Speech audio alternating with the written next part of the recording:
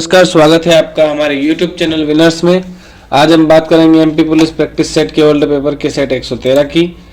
जैसा कि आप सभी को पता है कि हम ओल्ड पेपर सॉल्व कर रहे हैं। आज हम सॉल्व करेंगे साइंस एंड सिंपल अर्थमेटिक के 30 प्रश्नों को। तो ज़्यादा देर न करते हुए शुरू करते हैं। और शुरू करने से पहले मैं आप सभी से यही बात कहना चाहूँगा कि आपको क्या करना है, क्वेश्चन देखना है। क्वेश्चन देखते से ही वीडियो को पॉज करके उस क्वेश्चन को अपने स्तर पर करना है और उसके बाद वीडियो को पुनः प्ले करके हमारे आंसर से अपने आंसर को मिलाना है। ठीक है। यदि आप चैनल पर नए हैं तो चैनल को सब्सक्राइब कीजिए, शेयर कीजिए, वीडियो को लाइक कीजिए और वीडियो के अंतर्गत पूछे गए क्वेश्चनों का जवाब जो है वो कमेंट सेशन में ज़रूर दीजिए। उसके अलावा आपका कोई सजेशन है, कोई सुझाव है तो वो भी आप कमेंट कर सकते हैं। ज़्यादा देर न करते हुए शुरू करते हैं। पहला प्रश्न है, रेखाखंड AB और CD बिंदु O पर इस तरह प्रतिच्छेद करते हैं कि AC समांतर है DB के। कोण CAB बराबर 40 डिग्री, CDB बराबर 60 डिग्री, तो कोण BOD निकालना है। तो चलिए हम पहले तो ड्राइंग बनाते हैं जिस प्रकार से कह रहा है उसी प्रकार। तो रेखा AB और CD बिंदु A पर पहले तो क्या बोल रहा है, AC समांतर है किसके, DB के। तो बना लेते हैं AC और DB। ये AC हो गई और ये DB हो गई। ठीक है ना। नाम लिख देता हूँ, ये AC और ये DB दोनों समांतर है। ठीक है। अब क्या है, अब बोल रहा है ये AB और CD बिंदु O पर मिलते हैं, यानी कि AB और CD मतलब ये दोनों कहाँ मिलते हैं, ये मिलते हैं बिंदु O पर, अर्थात ये बिंदु है O है। अब दे रखा है कोण CAB बराबर 40, कोण CAB अर्थात ये कोण दे रखा है 40 डिग्री। ये देखिए 40 डिग्री दे रखा है। ठीक है ना। और CDB दे रखा है 60 डिग्री। ये देखो, ठीक है ना। इस कोण का मान दे रखा है 60 डिग्री। हमको निकालना है कोण BOD। तो BOD अर्थात BOD ये कोण निकालना है हमको। अरे भाई क्लिक क्यों नहीं हो रहा है। ये जो कोण है ये निकालना है।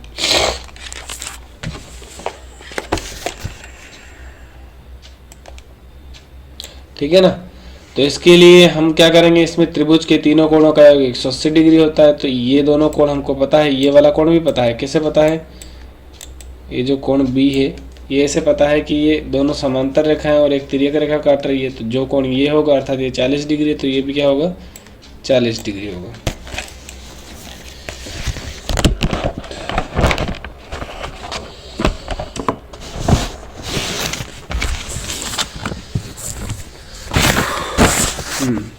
ये भी 40 डिग्री होगा और ये कोण दे रखा है 60 डिग्री। तीनों कोणों का योग होना चाहिए 180। तो 60 और 40 100, तो ये कितना बच जाएगा, 80 बच जाएगा। सेकंड ऑप्शन हमारा करेक्ट आंसर हो जाएगा। चलिए चलते हैं हमारा अगला प्रश्न।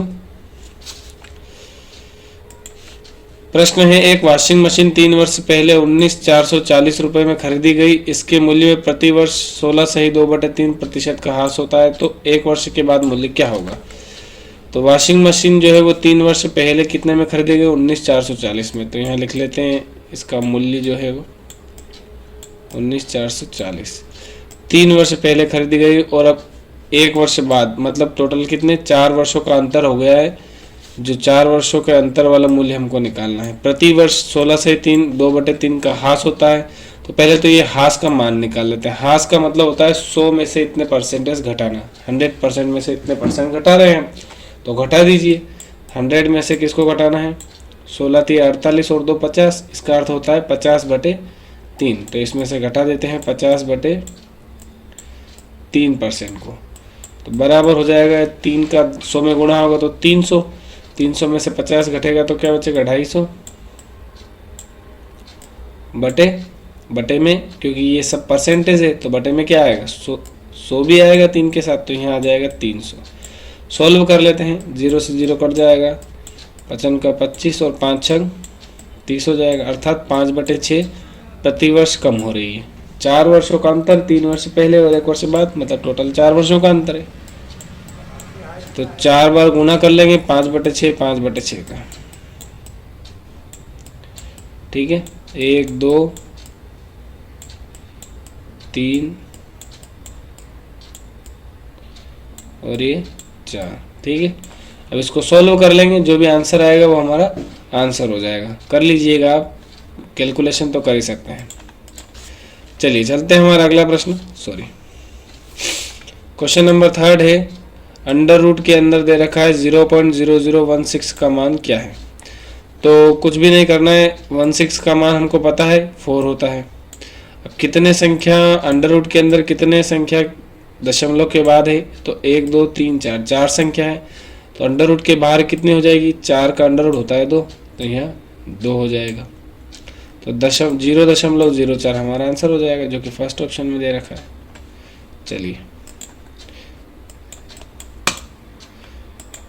चलते हैं अगला प्रश्न।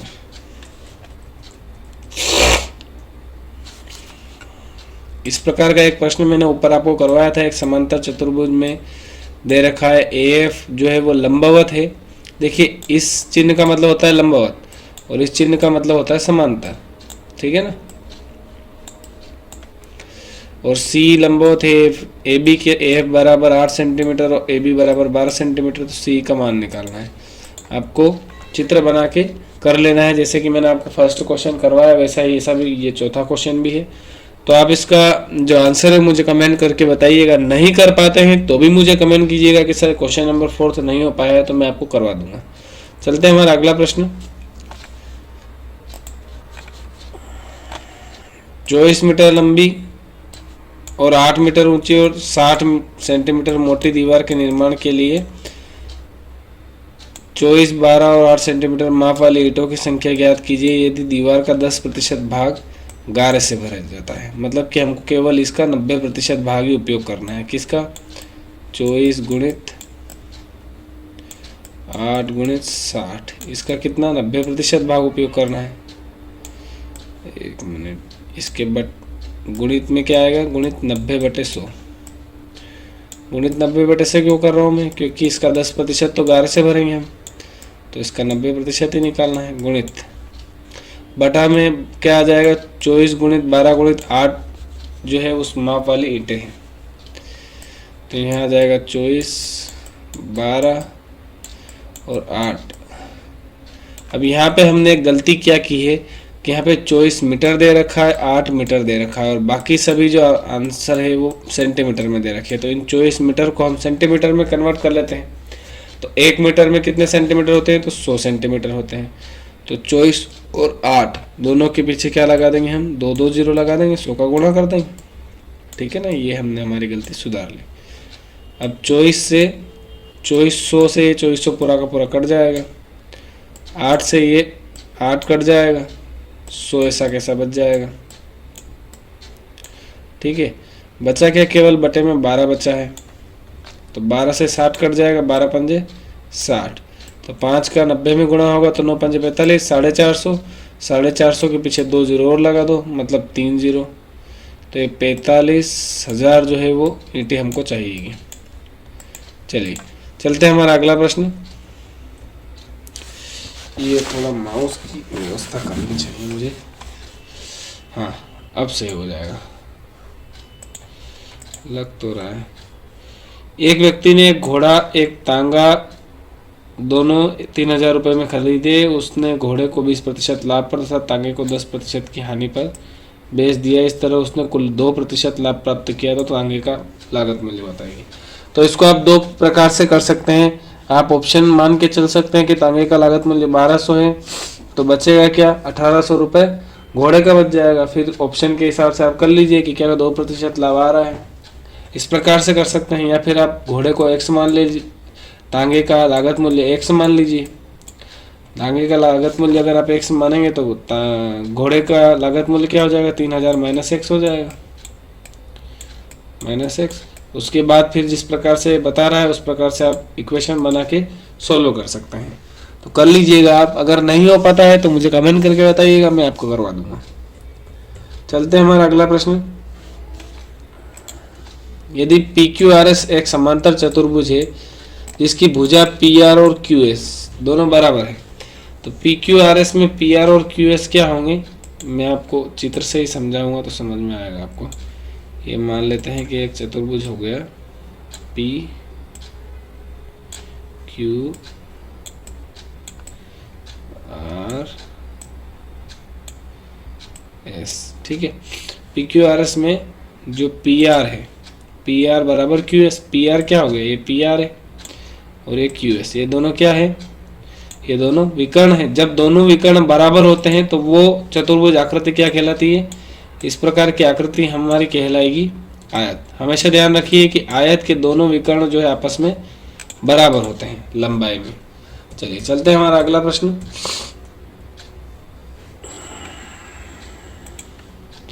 दो बिल्लियों ए और बी ने मिलकर 60 चूहे पकड़े। ए ने बी द्वारा पकड़े गए प्रत्येक चूहों के लिए 2/3 चूहे पकड़े, तो बी द्वारा पकड़े गए चूहों की संख्या बतानी है। मतलब इसने क्या बोला है कि ए ने बी द्वारा पकड़े गए चूहे के दो चूहों के लिए, मतलब 2 बी के लिए ए ने कितने चूहे पकड़े हैं, ए ने 3 गुना पकड़े, मतलब यहाँ 2b बराबर 3 है। बहुत ही सिंपल है। और दूसरी क्वेश्चन दे रखी है ए प्लस बी बराबर क्या दे रखी है, 60 दे रखी है। तो इसको चाहे तो आप ऑप्शन लेके कर सकते हैं, चाहे तो इस इक्वेशन को सोल्व करके भी ए और बी का मान निकाल सकते हैं। इसने पूछा बी का है, लेकिन आप मुझे कमेंट में क्वेश्चन नंबर 8 में ये बताइए कि ए द्वारा पकड़े गए चूहे कितने हैं और बी द्वारा पकड़े गए चूहे कितने हैं, ठीक है ना। चलिए चलते हैं हमारा अगला प्रश्न। ये थोड़ा अलग प्रश्न है। a बराबर b की घात 2x, b बराबर c की घात 2y, c बराबर a की घात 2z, तो x y z का मान बताना है। तो इसको हम कर सकते हैं किस प्रकार से, जैसे a बराबर b की घात 2x ले लीजिए।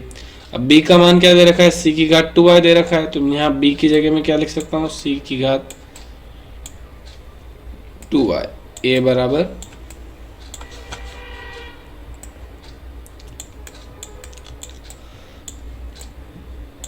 c की घात 2y और पावर फिर 2x जो है, तो वही से क्या किया मैंने, यहाँ b का जो मान है वो यहाँ से लाके रख दिया, ठीक है। अब इसको सॉल्व कर लेते हैं। ध्यान रखिए घात के ऊपर घात होती है तो क्या होता है, दोनों घातों का गुणा होता है। तो ये क्या हो जाएगा, c की पावर 2 दूनी 4 xy, ठीक है ना।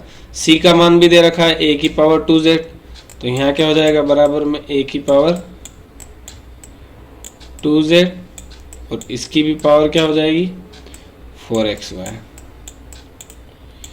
तो क्या हो जाएगा ये, बराबर में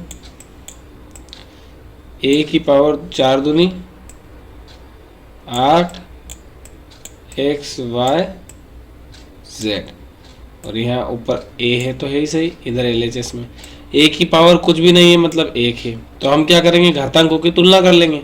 इसका अर्थ हो जाएगा 1 बराबर 8 xyz, हमको मान निकालना है xyz का, तो 8 बटे में चला जाएगा, तो xyz बराबर 1/8। थर्ड ऑप्शन हमारा करेक्ट आंसर है। चलिए चलते हैं हमारा अगला प्रश्न। कक्षा में लड़कों तथा लड़कियों की संख्या क्रमशः प्रतिशत दे रखा है। इसने 45% और 55% है। इसे पाई चार्ट में निरूपित किया जाता है, तो लड़कों और लड़कियों के भाग को निरूपित करने वाले भाग का केंद्रीय कोण बताइए। ध्यान रखिए परसेंटेज में आधार होता है 100 और जब हम पाई चार्ट में निरूपित करते हैं तो उसमें आधार होता है 360। तो जिस किसी को भी बदलना है उसमें हमको क्या करना है, 360 बटे 100 का गुणा कर देना है। क्यों गुणा कर रहा हूँ ये भी मैंने आपको बताया, क्योंकि 360 जो है वो पाई चार्ट का आधार होता है, तो जिसमें बदलना है वो ऊपर और जिसको बदलना है परसेंटेज का जो होता है वो 100% होता है, तो इसलिए वो बटे में आ जाएगा गुणित। अब किसको बदलना है, पहले 45 को बदल लेते हैं, तो 45 का गुणा कर लीजिए। अगर 55 को बदलेंगे तो 55 का गुणा करेंगे। सॉल्व कर लीजिए, तो 1 0 से 1 0 कट जाएगा, ठीक है ना। 2 से 2 18 दूनी 36, 2 पंजे 10, 5 से 45, 5 9 45 हो जाएगा। 9 का 18 में गुणा करेंगे तो क्या आएगा, 18 9 की 162, जो कि फोर्थ ऑप्शन में दे रखा है। ठीक है ना। और 162 कहीं और ऑप्शन में है ही नहीं, तो हमको दूसरा सोल्व करने की ज़रूरत ही नहीं है। फिर भी आप चाहे तो 55% को भी निकालेंगे तो 198 ही आएंगे।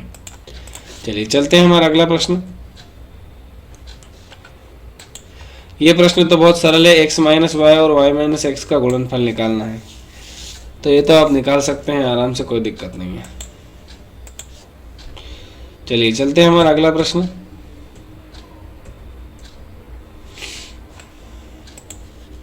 किसी काम को 52 आदमी 35 दिन में कर सकते हैं, तो उसी कार्य को 28 आदमी कितने दिन में करेंगे। तो हमको कुछ भी नहीं करना है, 52 और 35 का गुणा करके 28 को भाग दे देना है। तो दे देते हैं, 7 चौक 28 और 7 5 35 और 4 से कट जाएगा 52 कितनी बार, 13 चौक 52, 13 का 5 पे गुणा हो जाएगा, 13 5 65। इन थर्ड ऑप्शन हमारा करेक्ट आंसर है। चलते हैं हमारा अगला प्रश्न। प्रश्न है हमारा 3y की पावर 4 माइनस 3y की पावर 3 माइनस 4y की पावर 2 माइनस 4y को y स्क्वायर माइनस 2y से भाग देने पर क्या भागफल प्राप्त होगा। तो भाग देना मैंने आपको सिखा रखा है, आप भाग दे दीजिएगा, ठीक है ना। भागफल निकाल लीजिएगा, बहुत ही सिंपल है। नहीं हो पाता है तो मुझे बताइएगा, तो मैं आपको जो है एक अलग से वीडियो बना के भाग करना सिखा दूंगा। चलते हैं हमारा अगला प्रश्न। निम्नलिखित में से कौन आयोडीन तथा पोटेशियम का प्रचुर स्रोत है। तो जो केल्प है वो आयोडीन और पोटेशियम का प्रचुर स्रोत है, ठीक है ना। चलिए चलते हैं हमारा अगला प्रश्न।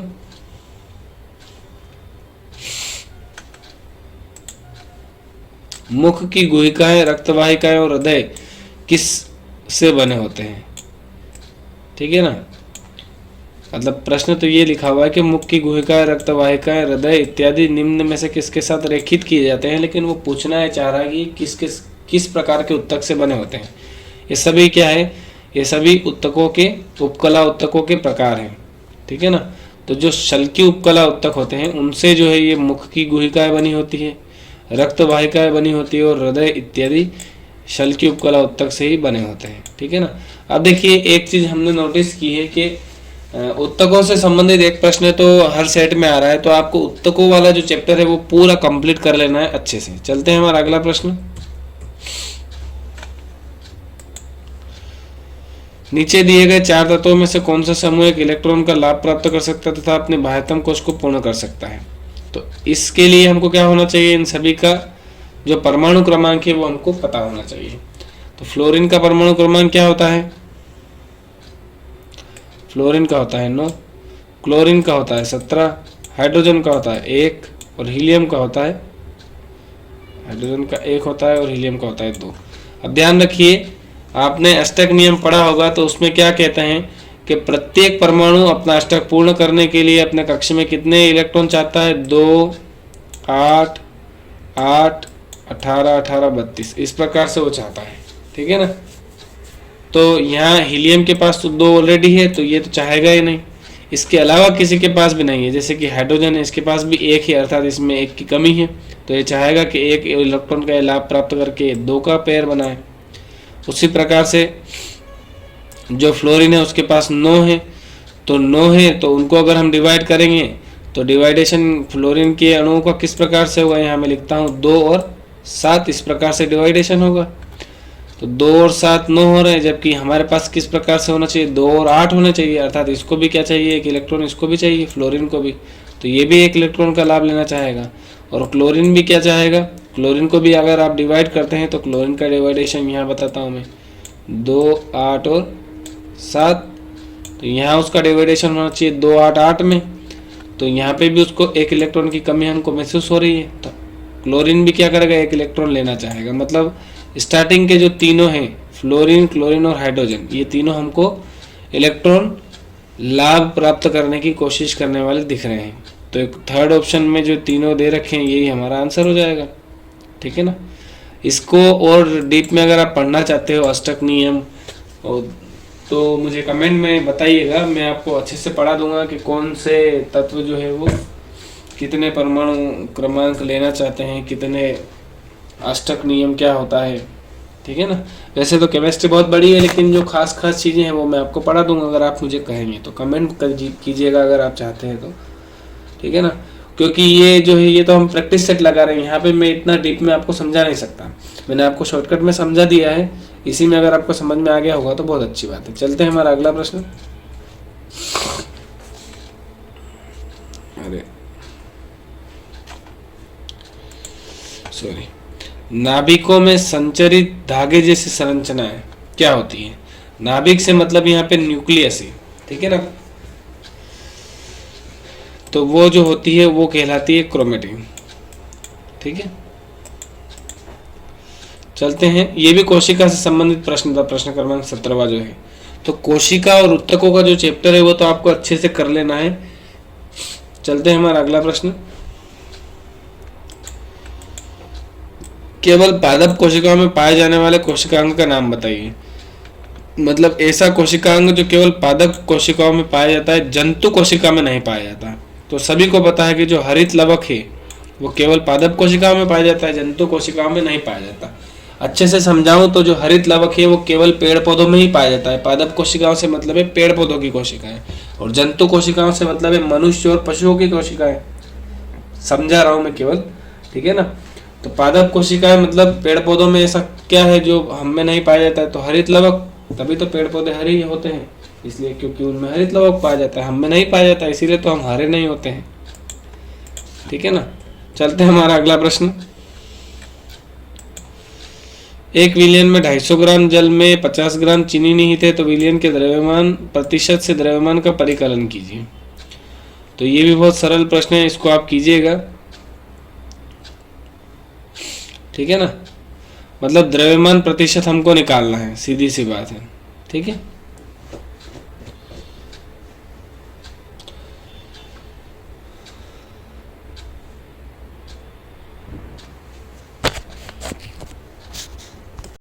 इस प्रकार का प्रश्न मुझे लगता है मैंने आपको करवाया नहीं है, तो एक करवा देता हूं मैं। एक विलियन में 250 ग्राम जल दे रखा है और 50 ग्राम चीनी दे रखी है, तो विलियन कुल कितना हो जाएगा? 300 ग्राम हो जाएगा, ठीक है ना।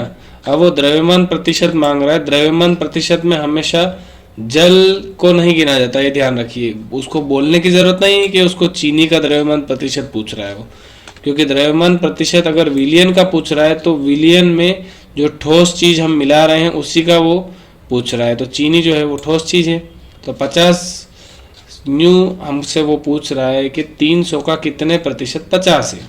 300 का कितने प्रतिशत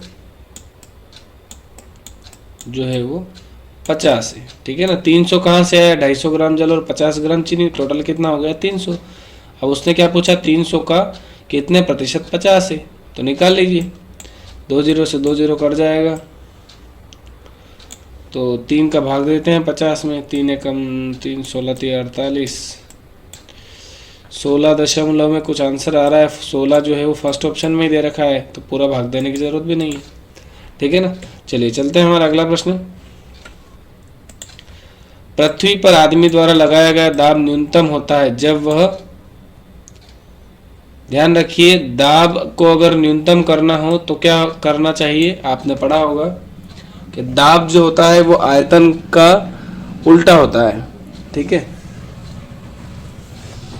बता देता हूं मैं, दाब बराबर तो नहीं कह सकते, दाब जो है वो समानुपाती होता है 1/आयतन के, ठीक है ना। यह व्युत्क्रमानुपाती होता है आयतन के, अर्थात अगर हम आयतन बढ़ाएंगे तो दाब घटेगा और दाब बढ़ाएंगे तो आयतन घटेगा, ठीक है ना। तो हमको दाब न्यूनतम करना है तो क्या करना पड़ेगा? आयतन बढ़ाना पड़ेगा। तो आयतन बढ़ाने का मतलब है कि आपको ज़्यादा से ज़्यादा फैलना पड़ेगा। तो ज़्यादा से ज़्यादा आप कब फैलते हैं? जब आप सोते हैं। तो सोने वाला ऑप्शन सेकंड में दे रखा है। नींद की स्थिति में जब वो लेटता है तब उसके द्वारा दाब न्यूनतम होता है। और कब उसका दाब अधिकतम होता है? जब वो दोनों पैरों को मोड़ के बैठता है, या जब वो दोनों पैरों पर खड़ा होता है, या जब एक पैर पर खड़ा होता है। तो एक पैर पर खड़ा होता है तब सबसे ज़्यादा दाब होगा, ठीक है ना, क्योंकि तब क्षेत्रफल, तब आयतन सबसे कम होगा। आयतन जब कम होगा तब दाब बढ़ेगा, और जब आयतन बढ़ेगा तब दाब कम होगा। तो इसने पूछा है दाब न्यूनतम कब होगा? तो जब वो नींद की स्थिति में लेटेगा, ठीक है ना। चलिए चलते हैं हमारा अगला प्रश्न। आनुवंशिकता की इकाइयाँ हैं, तो सभी जानते हैं कि जीन जो है वो आनुवंशिकता की इकाई है। चलते हैं हमारा अगला प्रश्न। निम्न में से कौन विद्युत धारा द्वारा प्रवाहित होने की अनुमति नहीं देता है? मतलब कौन कुचालक है? सीधी सी बात है, नल का पानी तो सुचालक होता है। क्यों? ध्यान रखिए, हमेशा शुद्ध पानी जो होता है वो पानी का कुचालक होता है, और जो अशुद्ध पानी होता है वो हमेशा सुचालक हो। अशुद्ध में जो भी अशुद्धियाँ रहती है वो क्या करती है? वही विद्युत धारा को चलाती है, ठीक है ना। तो नल का पानी तो अशुद्ध रहता ही, कुछ न कुछ मात्रा में उसमें अशुद्धि रहती है, तो ये तो जो है वो सुचालक है। जबकि हमको क्या ढूंढना है? कुचालक ढूंढना है, ठीक है ना, कुचालक ढूंढना है। समुद्र का पानी भी सुचालक है, सिरका भी सुचालक है। लेकिन आशुद्ध जल उसको कहते हैं जो जल अभी वर्तमान में प्रयोगशाला में बनाया गया होता है। डिस्टिल्ड वाटर, एकदम से साफ पानी, आशुद्ध जल सबसे बढ़िया, ठीक है ना। आशुद्ध जल का शुद्ध हिंदी अर्थ होता है साफ पानी, मतलब जिसमें कोई अशुद्धि ना हो। तो वो क्या होगा? वो अभी मैंने आपको बताया कि जो शुद्ध जल है वो होगा कुचालक। तो उसने यही पूछा है कुचालक कौन है, तो हमारा आंसर हो जाएगा फोर्थ ऑप्शन, ठीक है ना। चलते हैं हमारा अगला प्रश्न।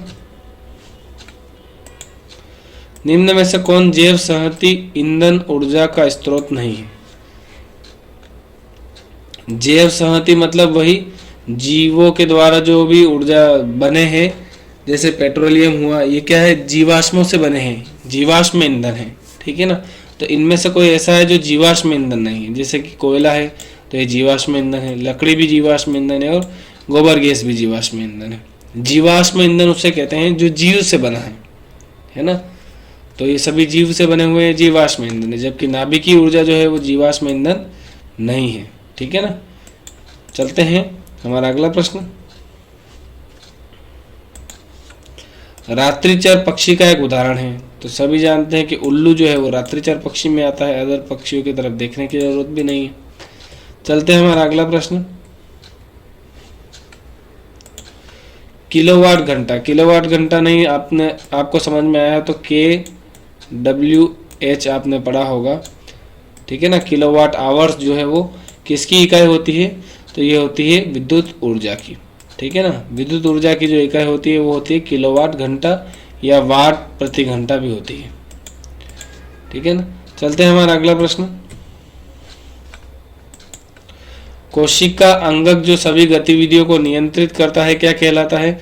तो वो कहलाता है न्यूक्लियस या नाभिक। सभी जानते हैं, बहुत ही सरल प्रश्न है ये तो। चलते हैं हमारा अगला प्रश्न। बड़े कुक्कुट फार्म का निर्माण क्यों किया जाता है? सिर्फ कुक्कुट पालन के विकास के लिए निम्न रखरखाव की आवश्यकता है, सिर्फ बड़ी संख्या में अंडा देने के लिए बहुत अच्छे स्फुटनशाला का विकास करना, सिर्फ मुर्गे मांस के लिए अधिक संख्या में ब्रॉयलर को पालने हेतु। तो ये सभी कारण जो है वो हमको उपयुक्त लग रहे हैं, इसलिए यहाँ पे उपरोक्त तो सभी हो जाएगा, ठीक है ना। चलते हैं हमारा अगला प्रश्न। पोषण नाल के किस भाग में भोजन का अंतिम पाचन होता है? तो आप सभी जानते हैं कि अंतिम पाचन होता है छोटी आंत में। छोटी आंत के बाद जो है वो भोजन कहाँ जाता है? वो जाता है गुदा में। छोटी आंत के बाद भोजन कहाँ जाता है? गुदा में जाता है, और गुदा से फिर शरीर से वो निष्कासित हो जाता है। चलते हैं हमारा अगला प्रश्न।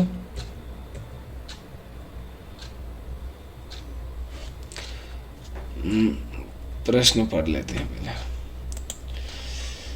आर त्रिज्या वाले दो समान वृत्त ऐसे प्रतिच्छादित करते हैं कि एक वृत्त दूसरे वृत्त के केंद्र से होकर गुजरता है, तो वृत्त की उभयनिष्ठ जीवा की लंबाई क्या होगी?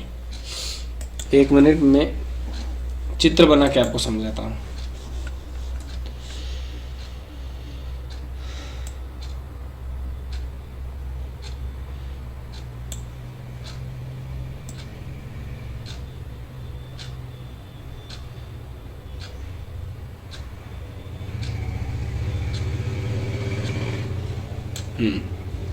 इसी प्रकार का कुछ कह रहा है। वो क्या कह रहा है? आर त्रिज्या वाले दो समान वृत्त, सॉरी, तो इन दोनों की साइज आप समान मान लीजिए, मैंने गलत बना दी है। समान वृत्त मतलब ये भी समान रहेगा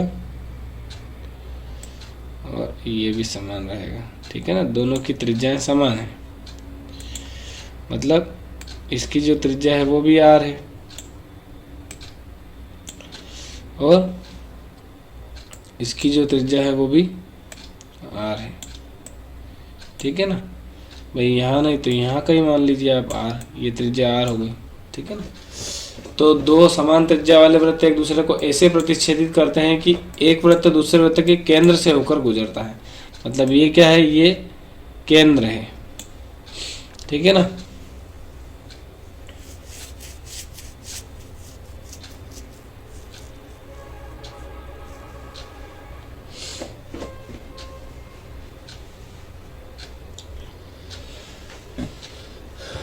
तो यहाँ क्या पूछ रहा है, वो पूछ रहा है वृत्त की उभयनिष्ठ जीवा की लंबाई क्या होगी। तो इनकी एक जीवा है जो दोनों में उभयनिष्ठ होगी। कौन सी वाली, ये देखिए मैं बना देता हूँ। ये जो जीवा है ये दोनों में उभयनिष्ठ होगी। ठीक है ना, तो इस उभयनिष्ठ जीवा की हमको लंबाई निकालनी है। ठीक है, तो इस उभयनिष्ठ जीवा की लंबाई निकालने के लिए हम क्या करेंगे, मान लेते हैं कि ये केंद्र है, तो केंद्र से ये हो जाएगी त्रिज्या, यहाँ भी हो जाएगी त्रिज्या r। ठीक है ना, तो इस जीवा की लंबाई हमको निकालनी है। चाहे तो आप यहाँ से भी बनाएंगे तो भी सेम वही होगा, त्रिज्या r ही होगी। तो ये क्या हो जाएगा, कर्ण हो जाएगा।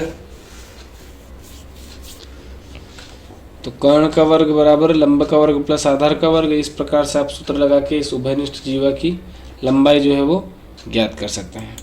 ठीक है ना, चलिए चलते हैं हमारा अगला प्रश्न।